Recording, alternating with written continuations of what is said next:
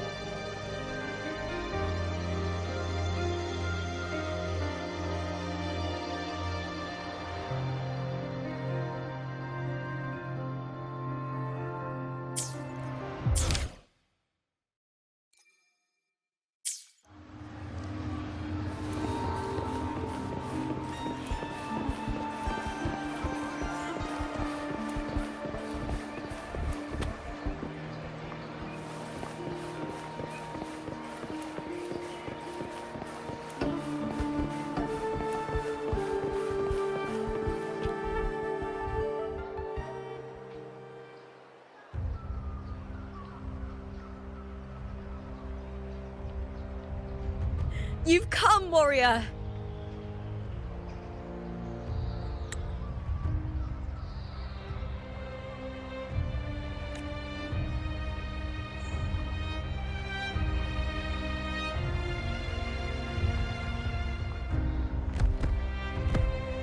The mighty guardian, Eudicus Arsenosa, is not the kind of echo too warm to crowds.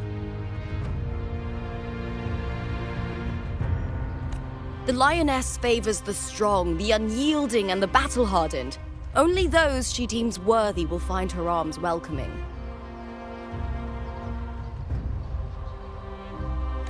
But she is still an echo and can't talk.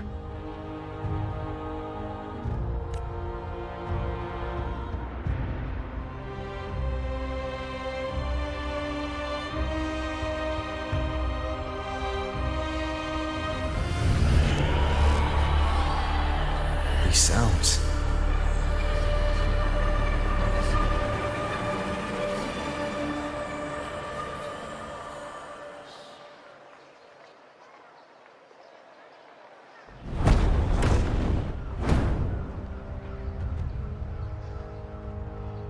What is it? Did you feel something just now?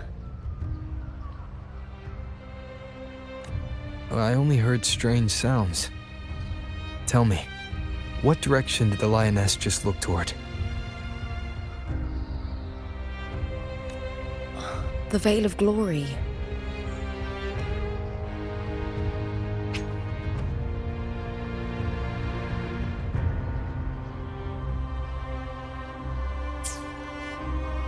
It's where all heroes, blessed by the glory forged in iron and fire, find their rest. But on the long path of hunting, many died with their bodies missing.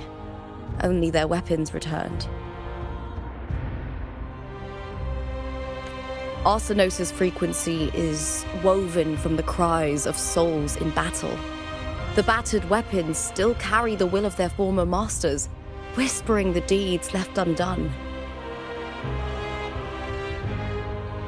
To touch such weapons is a rite of great importance for those who claim glory in the great Aegon and receive the Lioness's blessing. Hearing the voices of our ancestors by Arsinosa's side is a great source of strength for Septimontians.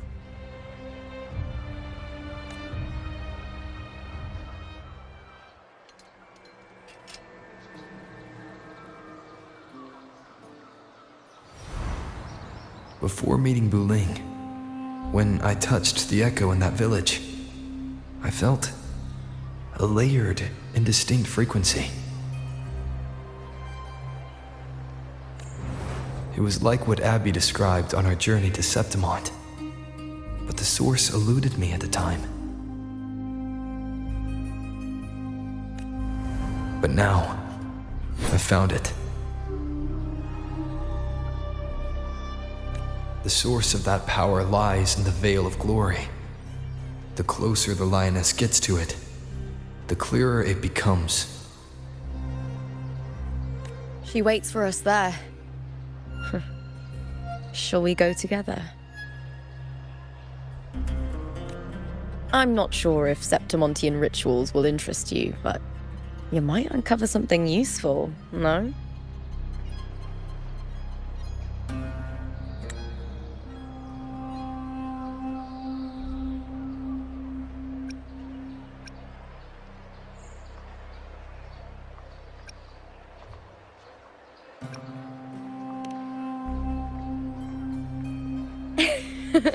Perfect. Let's head out.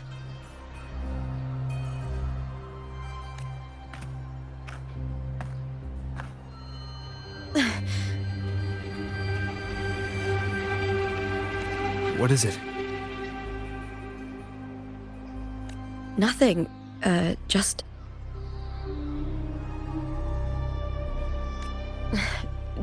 a dizzy spell. Overexcitement after the win. Or something.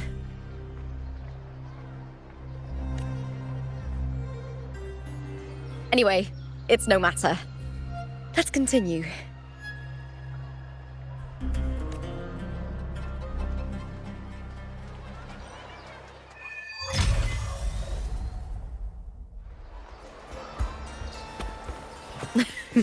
These days have been a feast of victories. Becoming champion, the glory, all thanks to you. Do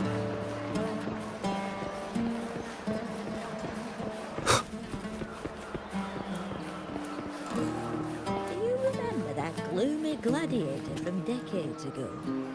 The young girl from Laguna. What was her name again? There've been so many from Laguna. Which one are you talking about?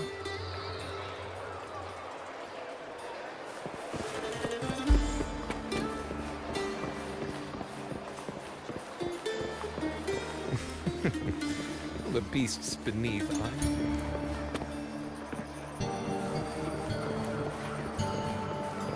It's been ages since I've watched an Aegon.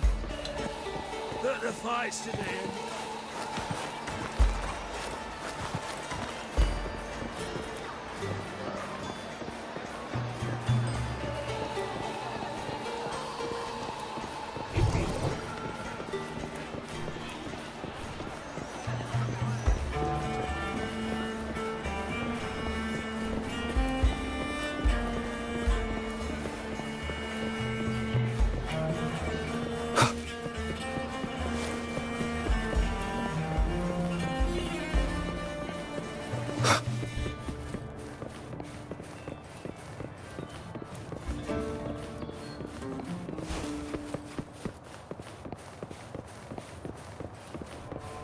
strange.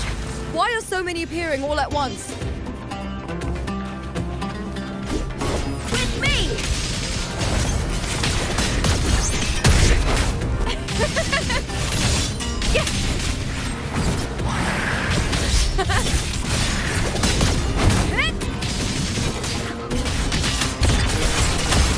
Into the spotlight! With me!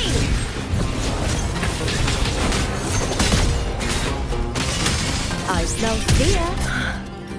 I thought tacit discords didn't usually appear around the border mountains. These tacit discords didn't gather from the surroundings. It's more like they spawned from thin air. Look, it's just ahead. The Vale of Glory, where heroes are laid to rest.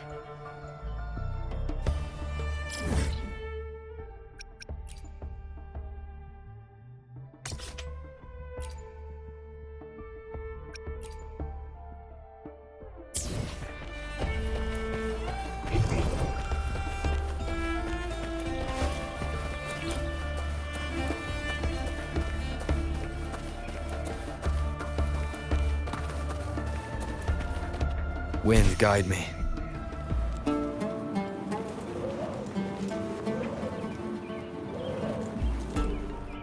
Ha.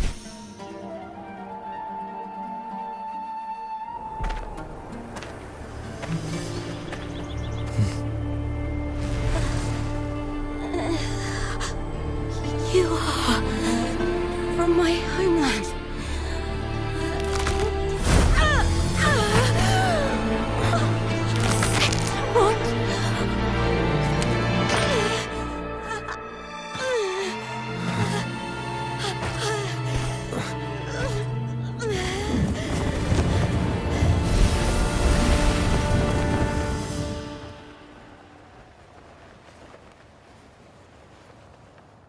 That girl just now. That was Mia. The closer to the Vale of Glory, the more the normal world and the anomaly overlap. Whatever lies ahead must be the key to all of this. I need to rethink everything. Septimont, Lupa, Cartethyia, Mia, the Lioness of Glory. All of it.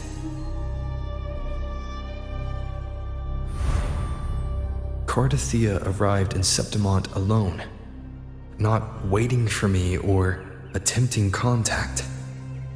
Something must have happened to prevent her.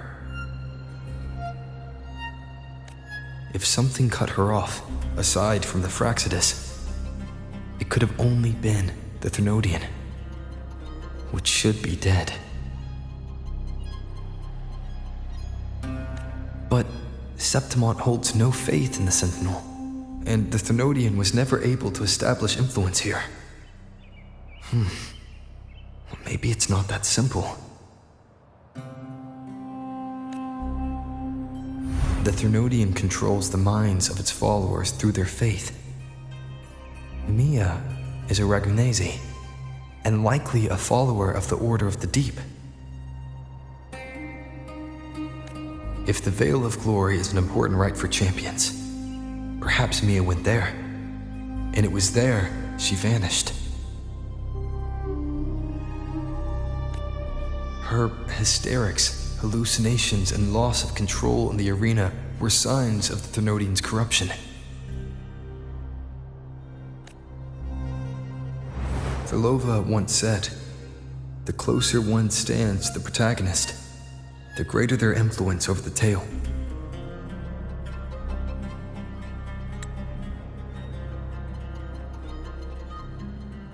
In this great Aegon, Lupa is the protagonist. Years ago, it was Mia. Now, I'm seeing Mia's image flicker in and out throughout this journey. If the Mia I see is under the Threnodian's control, does that mean securing the protagonist role is key to its plan? When I first met Lupa, I sensed what felt like Cartethyia's frequency on her. Later, I also felt the Threnodian's presence. Did they cross paths? If Cartethyia is part of this story, the likelihood is high. Could Lupa have forgotten? Did they meet without realizing it? Or is she lying and already under the Threnodian's influence? Was Frolova telling the truth by saying Lupa would bring forth the dark tide? Or is she just another one of its victims?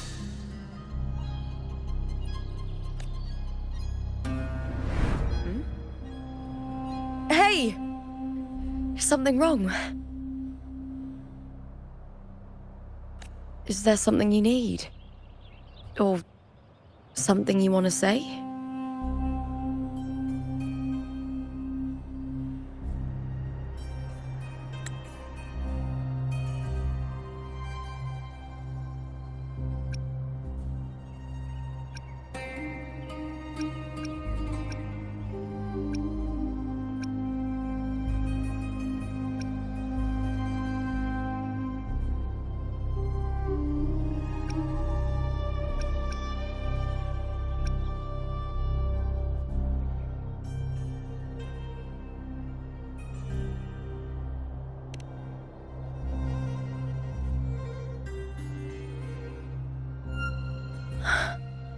I'm sorry. I don't recall crossing paths with Cartethyia, but you could be right. I may have and just forgotten about it.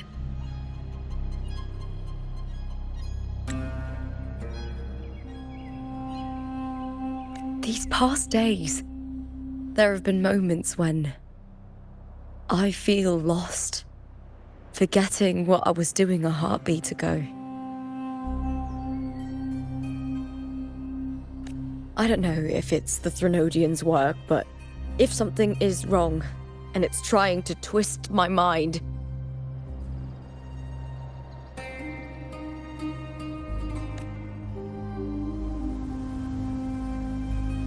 you'd make the right call, wouldn't you, my fellow warrior?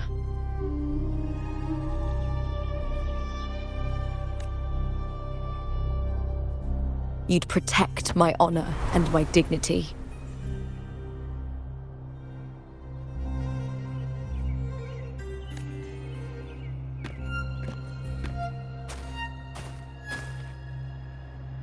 There's more at stake than that, Lupa. I've heard the Septimont saying, all for glory, fear no death. But sometimes living takes more courage than dying.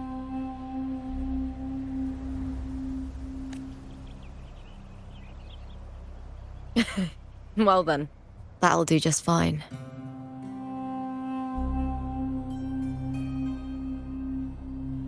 I trust you, warrior, just as you trust me.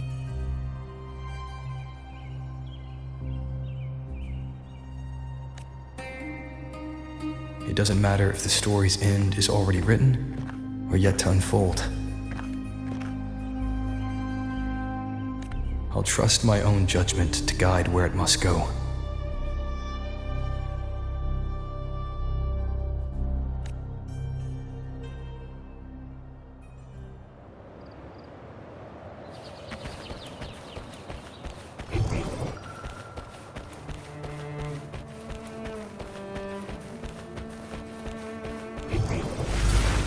I hear cowering prey. With me! Huh? Is that all? All or nothing! Glory is upon us! Face me, coward!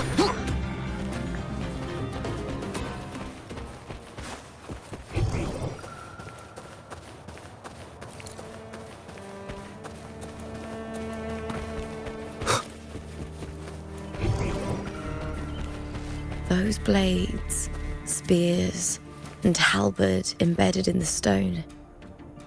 They're the weapons of the fallen heroes. We have a tradition in Septimont. Touch them, and listen to the whispers of those who once wielded them.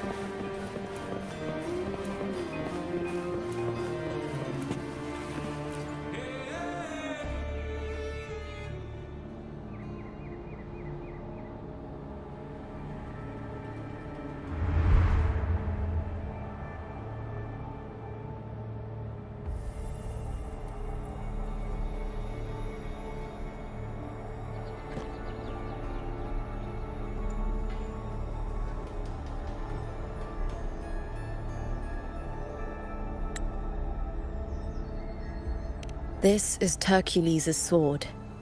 You remember the waters of the upper city, right? You were looking for Cartethyia. Hercules was the one that the statue was based on.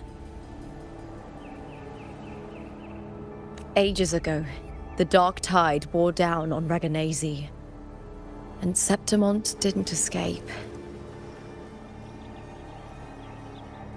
Hercules was the son of the Ephor back then, and he led our warriors to face the Tacit discords. He died in that cursed tide, his strength worn down to nothing. His sword was corrupted, but his followers still risked their lives to bring it back. In this land, intense emotions easily blend with other forces. The Lioness of Glory was born from the fiery passions of heroes, so she holds sway over their weapons.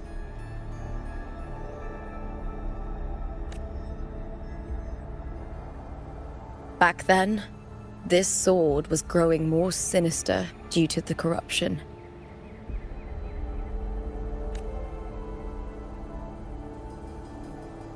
But all these years later, it has become a memento of a hero.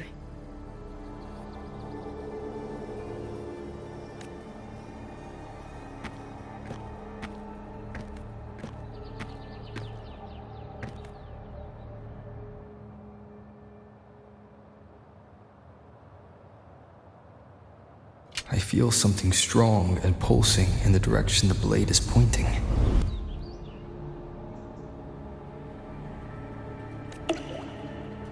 It's coming from underground.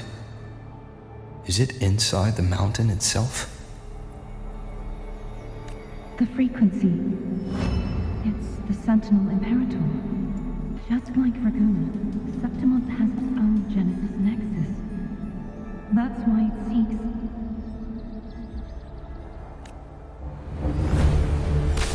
power. Needs home.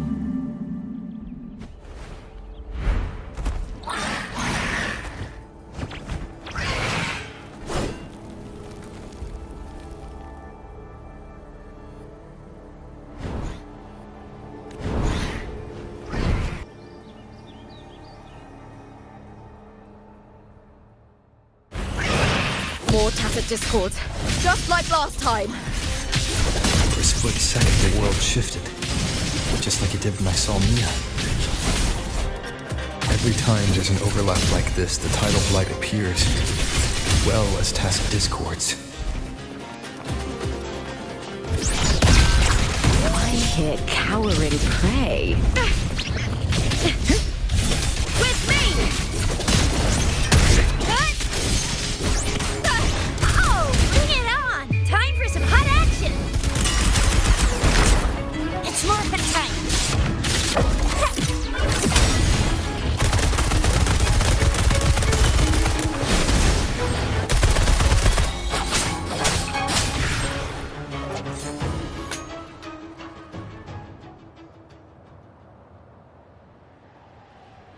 The tidal blight.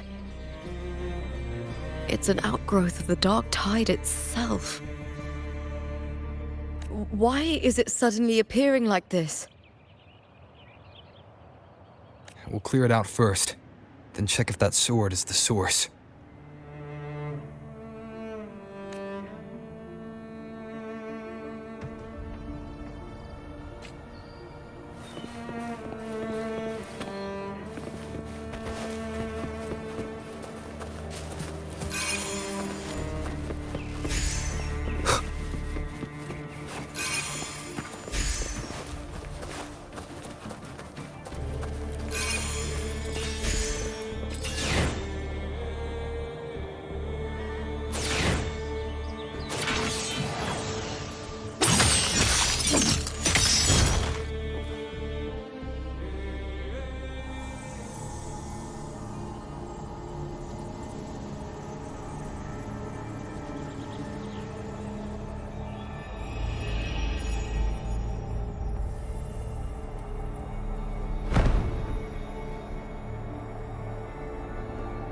What's that sound? Come, we should check it out.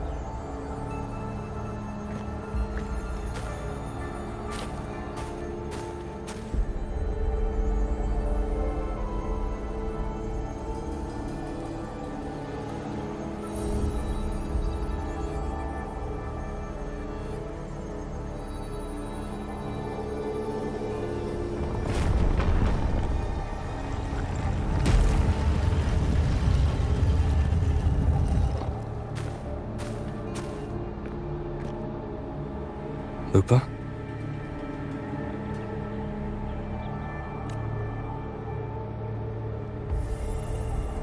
This doesn't feel like the first time I've been here.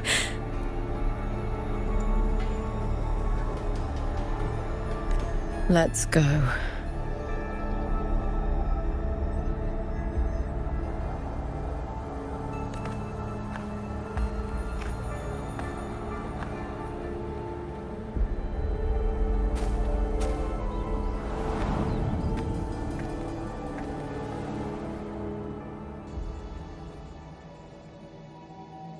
There's no mistaking it now. It's Imperator's frequency.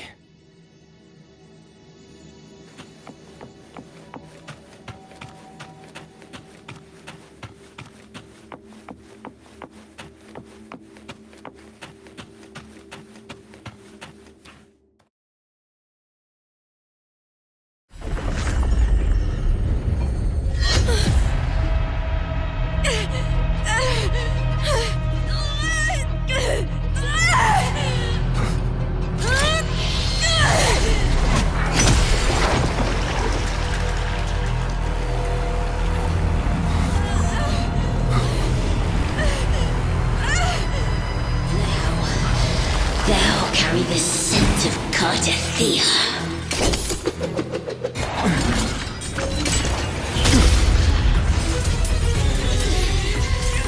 Not just knowledge. I'm still on the Sentinel's access too. Lupa's role in this story isn't yours!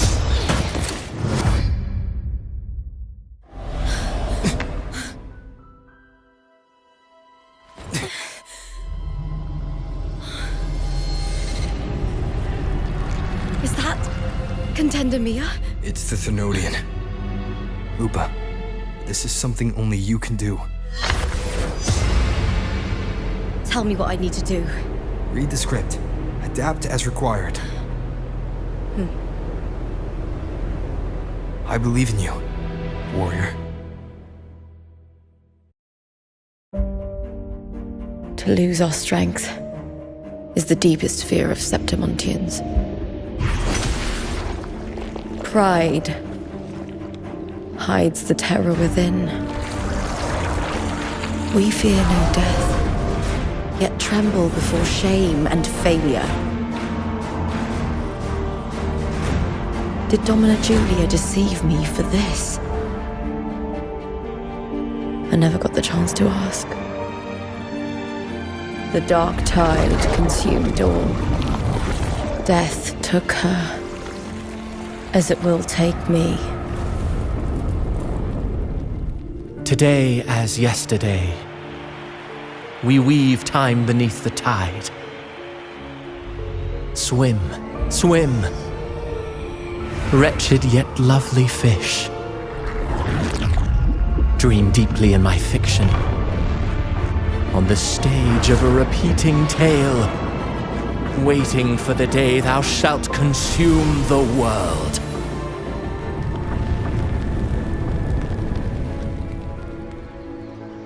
O righteous one, I shall depart without a word. The golden city in my childhood legend is swallowed by the abhorrent tide. I whisper to my fleeting companion. Pages will scatter. The quill will fall. This play shall be torn from its author's hands. A wrong note in the shifting score. O golden star full of mercy, pray tell me, as past and present intertwine, what fate have you chosen? Hesitate not, warrior. You are the protagonist I have chosen. Only you can shatter the script and jump to the next page. Right. For the nobility you seek. For it all.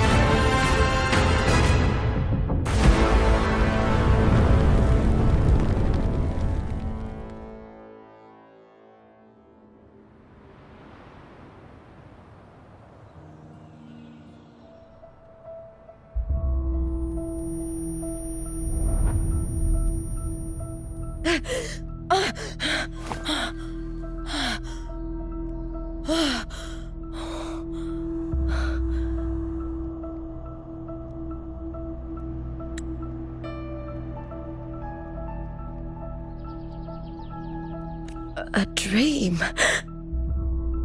No. It couldn't.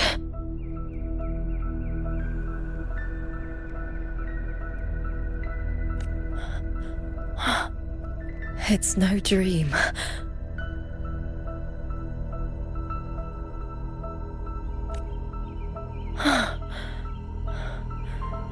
I'm not alone. The warrior put the hope of change in my hands.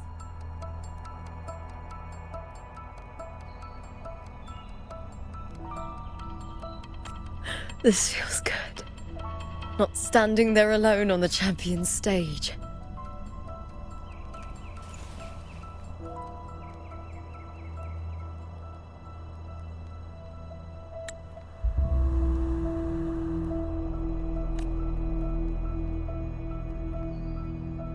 The warrior hasn't learned this yet, but I now remember traveling with Cartethyia. I can't be in the real world.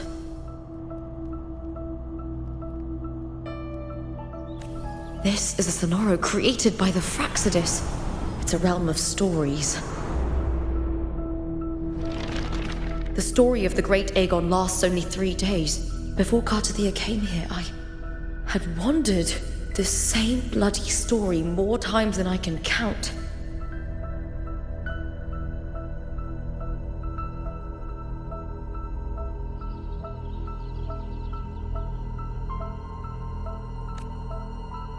The dark tide consumed Septimont, and that monstrous, half-human, half-sea creature grows ever larger.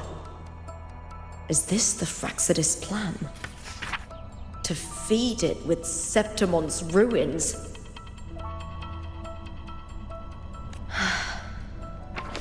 A script. Yes, this Sonoro is like a book of plays. Each world in the Sonoro is a story that keeps repeating, like sheets of paper, all overlapping with one another. New pages keep appearing, layering over the old, and the changes in one story bleed through to the next.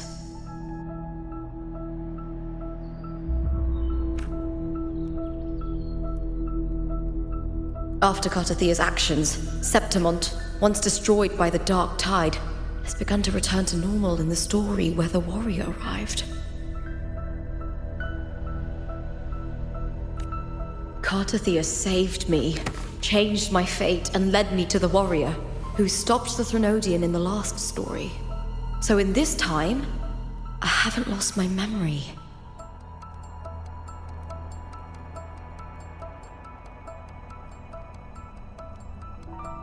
The warrior had delivered a powerful blow against the monster, and the energy supply from the central hub has been cut off. But that's not even its full form. I once searched for its true form with Cartethyia. I remember now. What we seek lies in the lower city's waters. I won't let your trust be misplaced.